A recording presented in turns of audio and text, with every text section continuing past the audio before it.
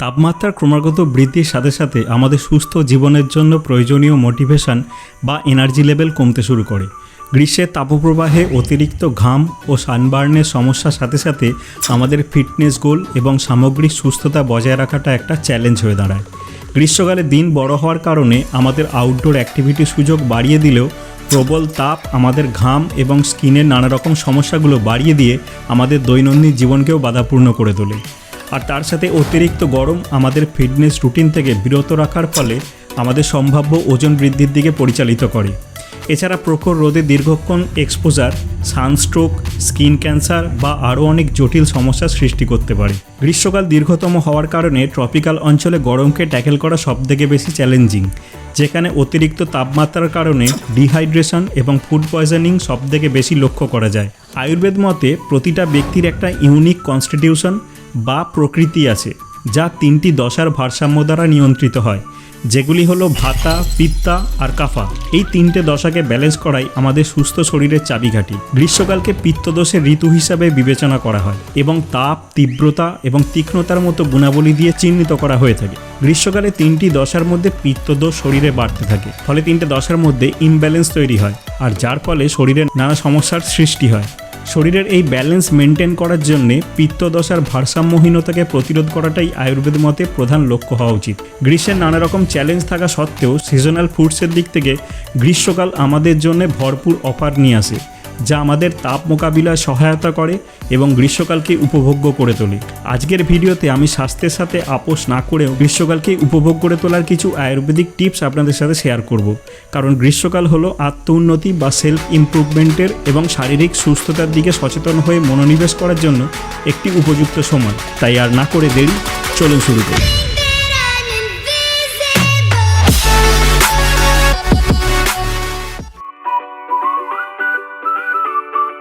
নারকেল তেল গায়ে মাখার কথা উঠলেই আমাদের শীতকালের কথা মাথায় আসে, কিন্তু আয়ুর্বেদ মতে গ্রীষ্মকালে সকালে ডেলি রুটিন হিসাবে 5-6 আউন্স কোকোনাট অয়েল বা সানফ্লাওয়ার অয়েল গায়ে মেখে তারপর স্নান করে নিন।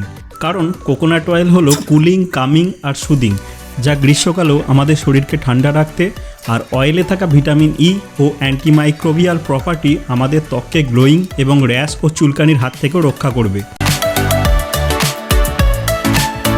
গ্রীষ্মকালে ঘামের জন্য আমাদের ফ্লুইড লস হয়ে ডিহাইড্রেশনের ভয় সবথেকে বেশি থাকে, তাই শরীরকে পর্যাপ্ত হাইড্রেটেড রাখাটা খুব জরুরি।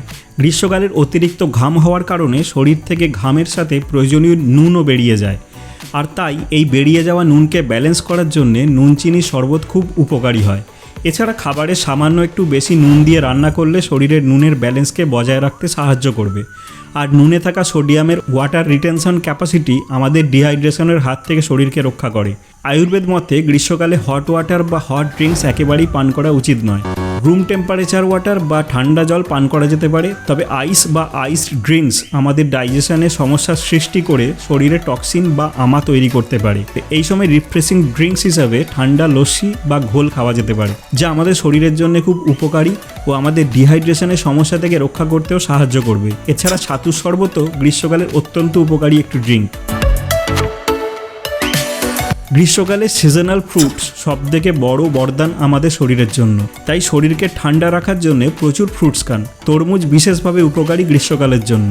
স্যালাড বছরের যে কোনো সময়ের মতো গ্রীষ্মকালেও খুব উপযোগী, তবে বিট ও গাজরকে অ্যাভয়েড করা উচিত, কারণ এগুলো আমাদের শরীরে হিট প্রডিউস করে। আর স্যালাড খাবার সময় হিসেবে লাঞ্চ টাইমটাই উপযুক্ত, ডিনার টাইমে স্যালাড না খাওয়া উচিত। রায়তা গ্রীষ্মকালে খুবই উপকারী। এছাড়া বাসমতি চাল ও মুগ ডালের খিচুড়িও খাওয়া যেতে পারে। আপনার রেগুলার ডায়েটে সুইট আর সল্টি ফুডকে ইন্ট্রোডিউস করা যেতে পারে। গ্রীষ্মকালে ফুড সেফটির কথাটা বেশি করে মাথায় রাখতে হবে। গ্রীষ্মকালে অতিরিক্ত গরমে রান্না করা খাবার তাড়াতাড়ি নষ্ট হয়ে যাওয়ার ভয় থাকে। এছাড়া রাস্তার কাটা ফল যতদূর সম্ভব অ্যাভয়েড করা উচিত।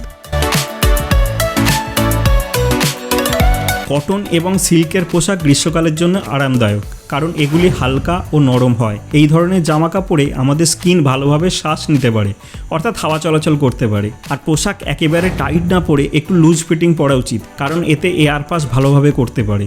সাদা, গ্রে, ব্লু, পার্পেল এবং গ্রিন কালারের পোশাক গ্রীষ্মকালের জন্য সবথেকে আদর্শ।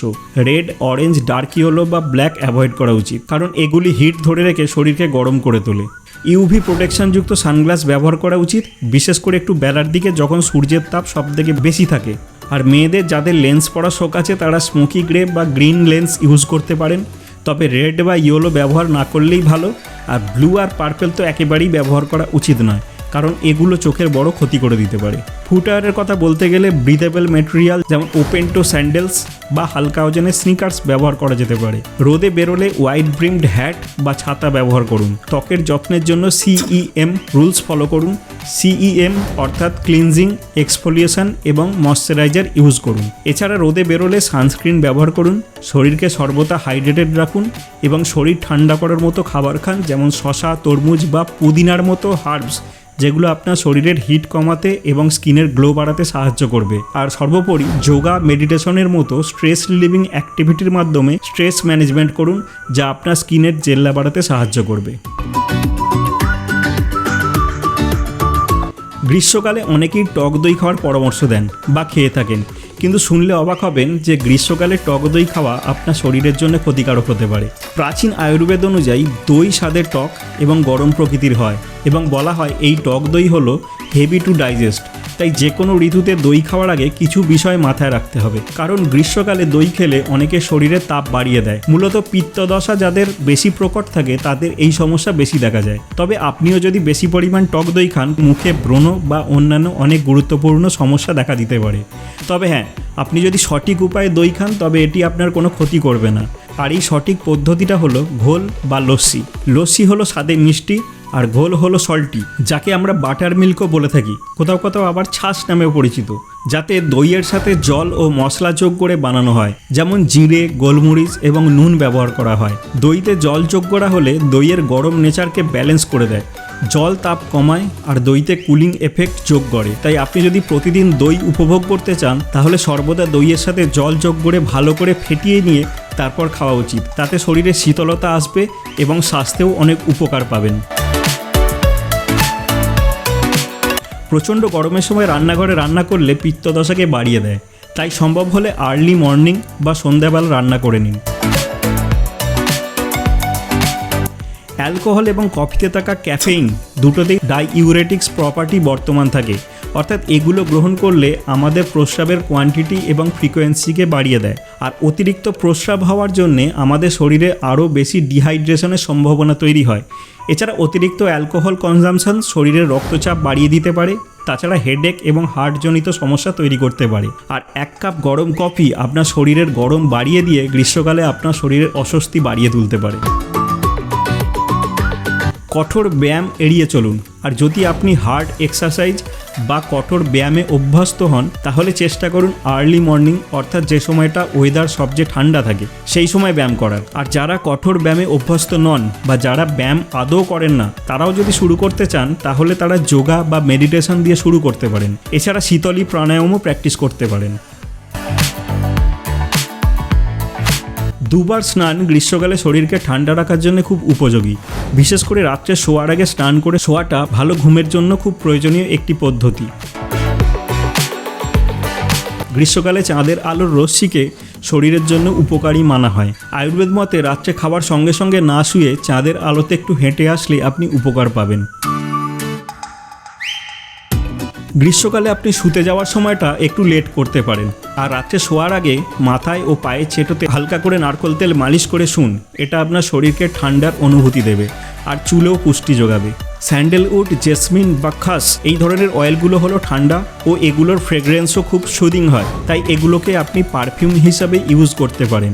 এছাড়া আপনার বালিশেও স্যান্ডেলউড স্প্রে করে রাখতে পারেন, যেটা আপনার ঘুমের সময় নাক দিয়ে আস্তে আস্তে গিয়ে আপনার ব্রেনে অ্যারোমাথেরাপির কাজ করবে। আজকের এই আয়ুর্বেদিক গ্রীষ্মকালীন স্বাস্থ্যচর্চায় আমরা জানলাম যে পিত্তদশের ভারসাম্য রক্ষা এবং উষ্ণ মাসগুলোতে শরীরকে ঠান্ডা ও হাইড্রেটেড রাখার গুরুত্ব ও উপায়। হাইড্রেটেড থাকা, শীতল খাবার খাওয়া, অতিরিক্ত সূর্যের এক্সপোজার থেকে ত্বককে রক্ষা করা, মৃদু পণ্য ব্যবহার এবং স্ট্রেস লেভেল পরিচালনা করার মাধ্যমে ত্বকের যত্ন নেওয়া, এই রকম সাধারণ কিছু নির্দেশিকা অনুসরণ করে যে কেউ এই গ্রীষ্মের মরশুম জুড়ে সামগ্রিক সুস্থতা এবং সুস্থ ত্বক বজায় রাখতে পারে। আয়ুর্বেদ শুধুমাত্র বাহ্যিক ত্বকের যত্নের দিকেই নজর দেয় না, বরং অভ্যন্তরীণ ভারসাম্য বিবেচনা করে স্বাস্থ্য রক্ষণাবেক্ষণের জন্য এবং সামগ্রিক সুস্থতা বজায় রাখার জন্য একটি কার্যকরী ব্যবস্থা গড়ে তোলে। আর সবশেষে একটাই কথা বলবো, সুস্থ থাকার জন্য পর্যাপ্ত সতর্কতা ও কৌশল অবলম্বন করা অপরিহার্য, আর যেটা আপনাদের নিজেদেরকেই জানতে হবে আর করতেও হবে, কারণ আপনার শরীরের মালিক আপনি নিজেই, আর কেউ না। Prevention is better than cure, সেটা ভুলে যেও না। আমি সায়মন মিত্র, আপনারা দেখছেন healing root. Thanks for watching, by.